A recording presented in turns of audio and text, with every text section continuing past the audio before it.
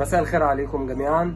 معانا النهارده ومشرفنا ومنورنا حكيم بورسعيد شرف ليا صحيده ومنورنا هون علشان نسأله كده سؤال محير الناس كلها. الناس كلها بتتكلم على موضوع العملة اللي هي ال 25 قرش. ما شاء الله أعلى ريتش في القناة عنده، عاملة ريتش جامد والناس كلها بتسأل على العملة دي وبتدور عليها. احكي لنا بقى ايه تاريخها بقى، العملة المميزة بتاعتك، بنك الحظ بتاعك اللي هو ال 25 قرش اللي هي فيها السكر. ال 25 قرش او بالشعب بتاعنا الربع جنيه المخروم، تمام.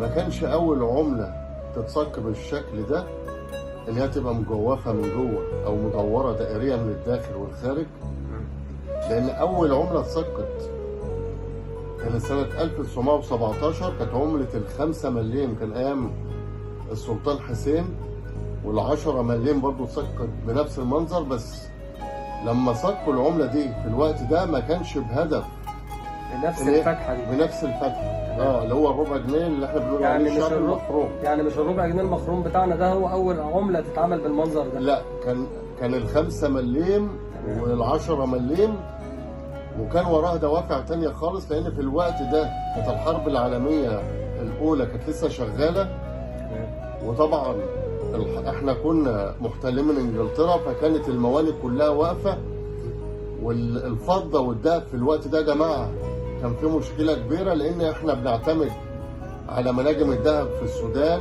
وادغال افريقيا، والعملات كلها كانت ساعتها بتتعمل فضه يا ذهب. فضه يا ذهب يا نحاس، بس هو في الوقت ده كانت فضه. تمام. يعني العمله كانت مميزه.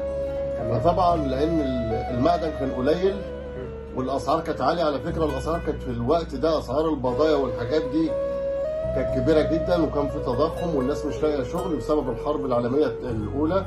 تمام.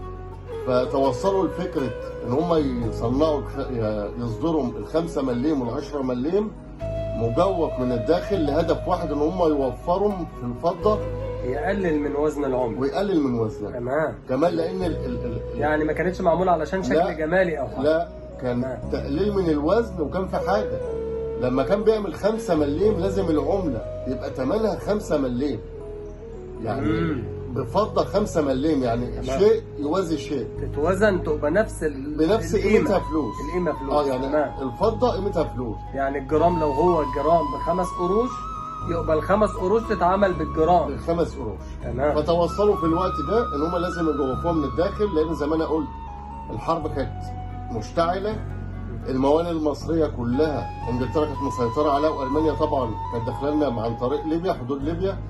فالوضع كان صعب، كان في تضخم، المعادن النفيسه كلها اختفت من الاسواق، الناس كانت خايفه من الحرب في الوقت ده، فجوفوها من الداخل. لكن الربع جنيه الشعب بتاعنا ال 25 قرش اللي احنا بنسميه المخروم ما كانش اول عمله مجوفه من الداخل او دائريه من الداخل والخارج، لا بالعكس، من 100 سنه واكتر توصلوا للفكره دي، بس كان لاهداف تانية خالص.